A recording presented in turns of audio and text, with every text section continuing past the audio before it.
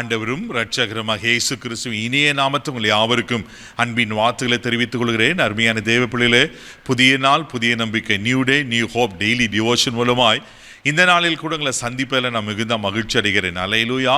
இன்றைக்கு கூட கர்த்தர் நமக்கு கொடுக்கிற வார்த்தை என்ன? சங்கீதங்களின் புஸ்தகம் 115 சங்கீதம் 15வது வசனம் கூட வாசிக்க கேட்போம். வானத்தையும் பூமியும் படைத்த கர்த்தராலே நீங்கள் ஆசீர்வதிக்கப்பட்டவர்கள். ஹல்லேலூயா, ஹல்லேலூயா. பாருங்க, நீங்கள் ஆசீர்வதிக்கப்பட்டவர்கள். இதை பார்த்து கொண்டிருக்கிற கேட்டுக்கொண்டிருக்கிற தெய்வ பிள்ளைகளே, நீங்கள் சாதாரணமானவர்கள், நீங்கள் ஆசீர்வதிக்கப்பட்டவர்கள். நீங்கள் சாபத்துக்குரியவர்கள் அல்ல, நீங்கள் ஆசீர்வதிக்கப்பட்டவர்கள். ஹல்லேலூயா. இதை நம்புறீங்களா? இது விசுவாசிங்க. இன்னைக்கு ஆண்டவர் உங்களே பார்த்து சொல்றாரு, நீங்க ஆசீர்வதிக்கப்பட்டவர்கள். ஹல்லேலூயா. யாரால் ஆசீர்வதிக்கப்பட்டோமா? வானத்தையும் பூமியும் படைத்த கர்த்தராலே நீங்கள் ஆசீர்வதிக்கப்பட்டவர். வானம் அவருக்கு சிங்காசனம், பூமி அவருக்கு பாதபடி. வானத்திற்கு பூமிக்கு பெரிய ஆண்டவர் தான் நம்முடைய ஆண்டவர். ஹல்லேலூயா.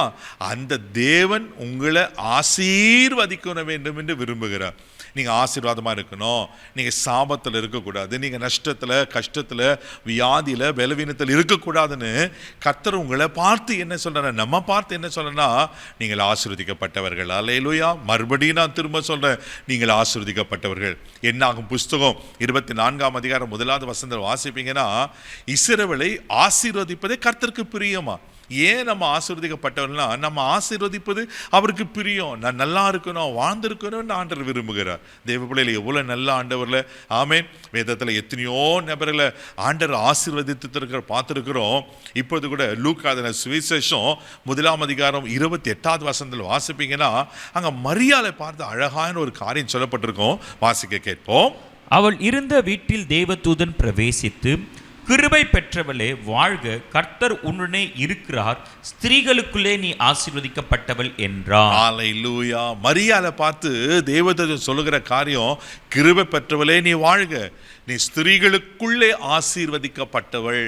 ஆமென். இந்த வார்த்தை நம்ம மரியாதை இது வாழ்த்ததில் எப்படிப்பட்டதோ அப்படி சொல்லி கலங்கி நிற்கும்போது தான் தொடர்ந்து தேவதூதன் பேசுவ, நீ பயப்படாத, நீ கர்ப்பவதியாகி ஒரு குமாரனை பெறுவா.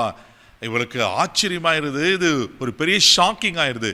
ஏன்னா மரியாதை ஒரு கன்னி பெண், நானும் கன்னி பெண் இருக்குன்னு இது எப்படி ஆகும்? அதே 1:34 கூட வாசிக்கும் போது அழகா சொல்லப்பட்டிருக்கோம். வாசிக்க கேட்போம். அதற்கு மரியாள் தேவதூதனை நோக்கி, இது எப்படி ஆகும்? புருஷனை அறியேனே என்றாள். ஆமென். தேவ பிள்ளைகள், இது எப்படி ஆகும்? கலங்கி நிற்கிறா.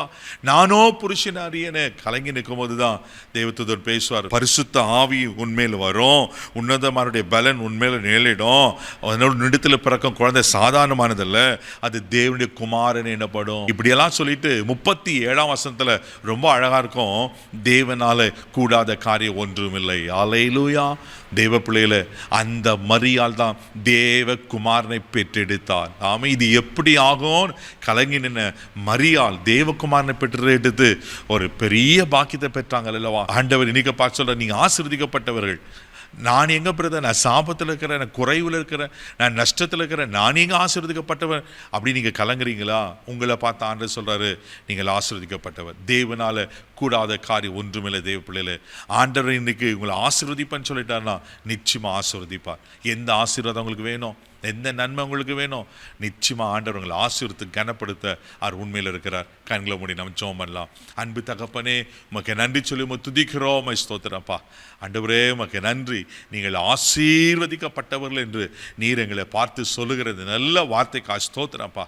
ஆண்டவரே, யாராருக்கு என்னென்ன எப்படிப்பட்ட ஆசீர்வாதங்கள் நன்மைகள் வேணுமோ இப்பொழுது இயேசுவின் நாமத்தில் அவர்களை ஆசீர்வதிப்பீராக நான் ஜெபம் பண்ணப்பா. இஸ்ரவேலை ஆசீர்வதிப்பதானே உமக்கு பிரியம் ஆண்டவரே. அப்பா, உமக்கு ஸ்தோத்திரம் ஆண்டவரே. ஆண்டவரே, உமக்கு நன்றி. சாபத்தில் இருப்பது, குறைவுகளில், வேதனையில், நஷ்டத்தில், கஷ்டத்தில் இருப்பது உமக்கு பிரியம் இல்லையே. அப்பா, உமக்கு நன்றி. இவர்களை ஆசீர்வதித்து கனப்படுத்தும்படியாக நாங்கள் ஜெபிக்கிறோம். அன்னைக்கு மரியாளை பார்த்து ஸ்திரீகளுக்குள் ஆசீர்வதிக்கப்பட்டவளே என்று சொன்னீங்களா ஆண்டவரே, ஆசீர்வதித்தீர் இல்லவா. இவர்களை ஆசீர்வதி கனப்படுத்தும். இந்த நாள் முழுதும் கரம் பிடித்து நடத்தும். தெய்வீக பாதுகாப்பு ஒப்பு கொடுக்கிறேன் இயேசுவின் மேல ஜெபம் கிளம்பிதாவே. ஆமென். அவர் உங்களை ஆசீர்வதிப்பார். தைரியமா போங்க. God bless.